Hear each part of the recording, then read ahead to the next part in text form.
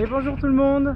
Voilà, bah écoutez, on est encore au moteur et je voulais établir les voiles. Et donc du coup, petite vidéo, on va établir les voiles ensemble. Donc établir les voiles, ça veut dire hisser les voiles. Donc pour l'instant, je n'ai rien fait exprès, je n'ai rien préparé.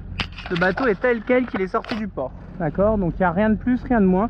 Je vais vous montrer un petit peu surtout les erreurs à ne pas faire, enfin les points critiques à vérifier avant de hisser. C'est-à-dire que le moment, ça c'est la drisse de GV, au moment où je vais hisser, il n'y aura plus rien à faire, tout sera déjà impeccable et tout sera déjà anticipé. Voilà, c'est ça qui est important, histoire de ne pas avoir à se reprendre dans la manœuvre. D'accord? Donc la première chose, on va déjà, vous voyez, faire de la place pour les ris, parce que les ris, s'ils sont bordés, une fois que la voile est repliée, et ben vous allez avoir du mal à hisser la voile forcément. Donc pour ça on choque les ris, priorité. Vous pouvez faire comme ce que j'ai fait là, comme vous pouvez le voir, c'est à dire que quand vous affalez la voile, vous bordez pas les ris et vous laissez pile la bonne longueur. Vous voyez, à mon avis là il y a pile la bonne longueur et là peut-être pas, donc on va rajouter un peu de longueur quand même au cas où. Vous voyez que maintenant ça coulisse nickel, ça fait plaisir. Voilà, on va rajouter de la longueur pour lui aussi au cas où. Ce qui doit aller assez haut, c'est le riz 2. Voilà, donc le riz 2 il m'a l'air d'être bon. Et le riz 1, voilà, on prend pas de risque. Prenez bien de la longueur. Parce que si vous vous retrouvez à hisser en tête, voile en tête, c'est-à-dire le voile au maximum de sa capacité, en tête de mât, et que vous avez un riz qui est prévu pour justement prendre un riz, bah du coup vous allez tirer, pas comprendre, regarder, etc., tirer sur la chute, donc c'est pas bien du tout.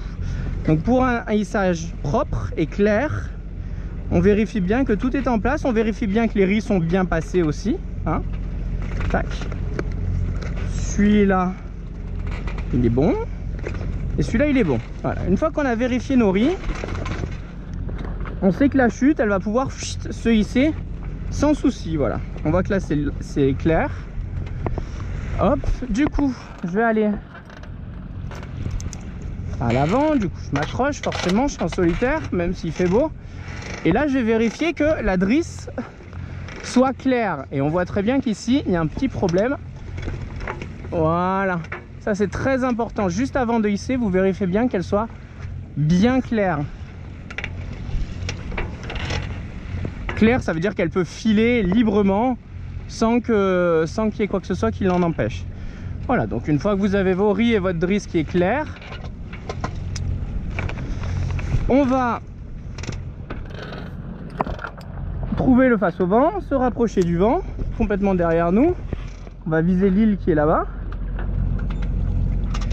Voilà, je ralentis un peu pour pas mettre un gros coup de barre, ce qui ferait que ma drisse va se remêler à nouveau.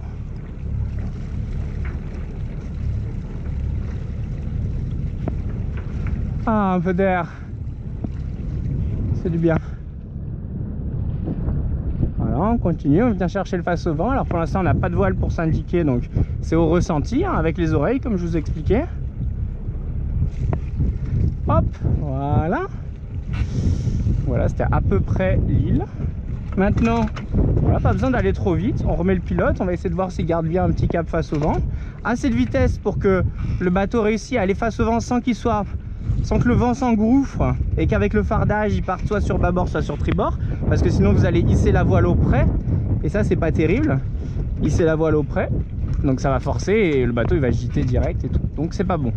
La drisse est toujours claire, ça c'est une bonne chose. Maintenant on va choper, bien sûr on peut faire ça beaucoup plus vite, hein. Je vous le fais tout, je vous le détaille, je vous le comment on appelle ça, je vous le refais étape par étape pour que vous puissiez bien comprendre. Je laisse le hale bas pour que la baume puisse remonter, d'accord, parce que sinon la baume va rester bordée comme elle est pour le port, pour pas que ça bouge dans tous les sens, donc du coup c'est pas bon, je vais pas pouvoir hisser comme il faut. Donc là vous voyez que la baume elle va pouvoir monter et du coup ça va être beaucoup plus simple pour moi pour étarquer la GV, comprenez? Voilà, donc pour ça je lâche la GV, le hale bas, on attend d'être face au vent, on fait un petit tour de winch, Ouais, écoute, il n'y a même pas besoin pour le début. Et petite risée, on attend peut-être la risée, histoire de faire vraiment les choses parfaitement. On vérifie une dernière fois que tout est bon. Il faut se prendre appui ici par exemple pour être efficace. Allez, c'est parti.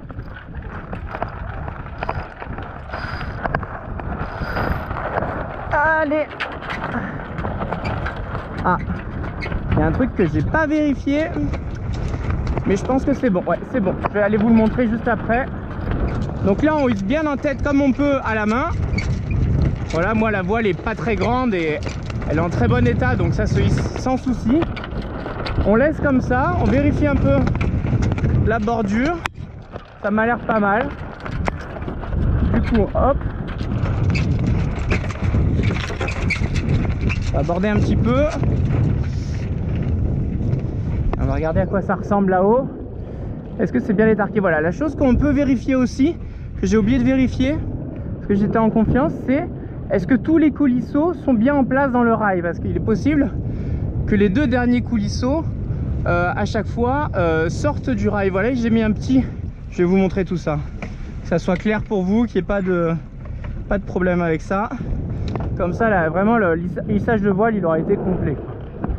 Donc, vous voyez ici, petit coulisseau là, s'ils sortent par là, bah après vous allez hisser votre voile et ça va être à l'extérieur. 1, 2, des fois 4, 5. Donc bon, moi j'ai mis ce bout là exprès pour pas qu'il descende en dessous, parce qu'il me manque la petite vis qui va là. Mais voilà, il faut toujours quand même rester attentif à ça. Ça fait partie du troisième point, quoi. Vous vérifiez en gros votre chute. Tiens, qu'est-ce que c'est ça? Vous vérifiez votre chute avec les ris. Vous voyez que les ris là, ils sont tous les deux bons, hein. Il y a pile ce qu'il faut comme distance, voire un peu de marge. Vérifiez votre point de drisse, avec justement savoir si la drisse est claire ou pas. Et vous vérifiez votre point d'amure avec justement les points les coulisseaux. Alors voilà, qu'est-ce qu'on voit là actuellement? On voit, je vais un petit peu exagérer le truc.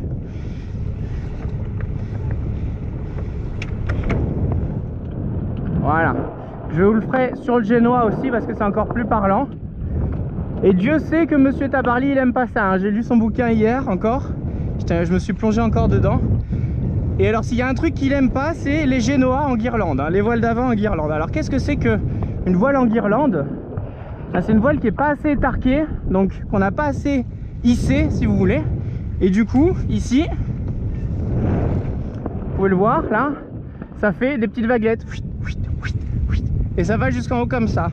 Donc ça c'est pas bon, c'est très mauvais pour la voile, ça tire là où il faut pas, dans des bandes qu'il faut pas. Donc qu'est-ce qu'on fait? On se remet un petit peu face au vent.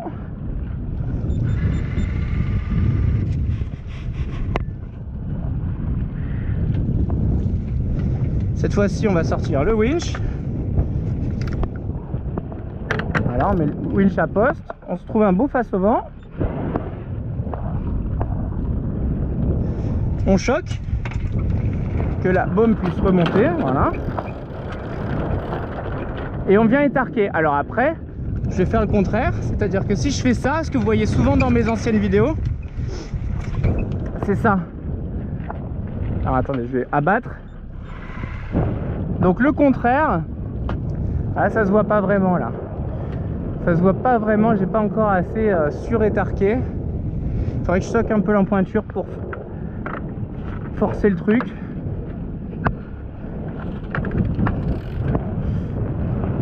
Ah non, on le voit pas très bien, mais vous savez des fois là on le ressent un petit peu, vous voyez ça commence un petit peu de là-haut et on voit un pli comme ça qui vient tout le long du guindan, tout le long du mât. Il y a un vieux pli dégueulasse et il y en a beaucoup dans mes vidéos, donc vous pouvez revenir en arrière, c'est souvent le cas. Donc ça c'est le contraire, c'est une grand voile qui est trop bordée, pardon excusez-moi, une grand voile qui est trop hissée, trop étarquée. Donc du coup il faut faire le contraire, donc on va choquer un tout petit peu. Alors bien sûr ça se fait pas au près, hein, ces réglages là, évidemment.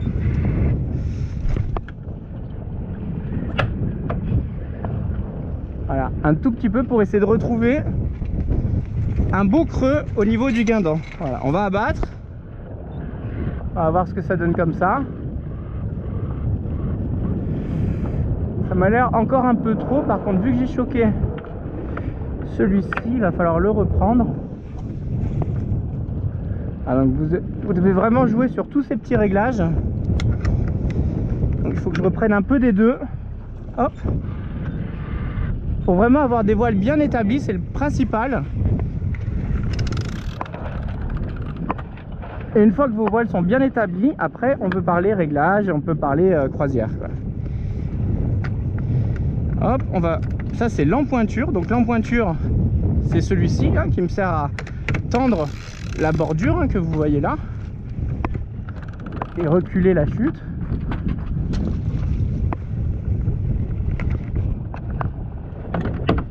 Qu'est-ce que ça donne là?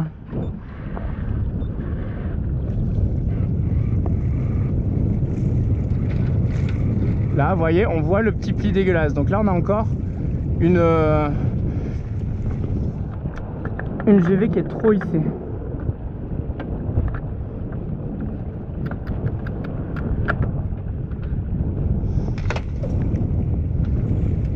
On va abattre un peu plus.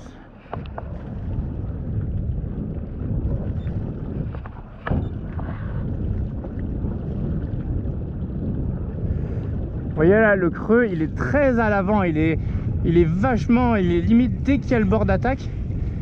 Et c'est pas terrible, j'aimerais bien le faire reculer un tout petit peu le creux.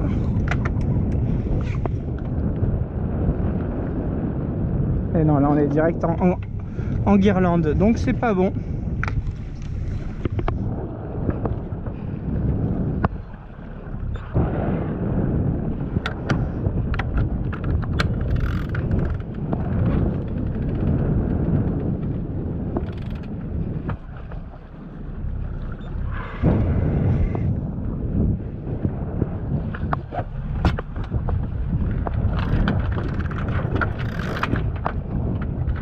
Voilà.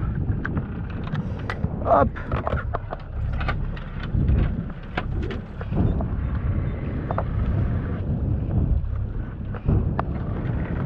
Voilà. Là on a un truc bien sympa là.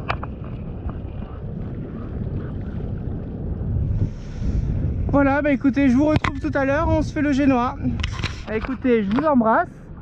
Et puis voici notre GV qui est tarqué, on va pouvoir reprendre les riz.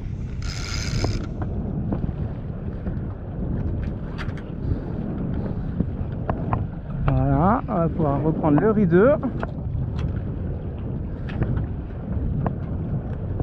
Voilà, on laisse un tout petit peu de mou au cas où. Voilà. On va pouvoir le reprendre, on va récupérer le Alba. Alba pareil.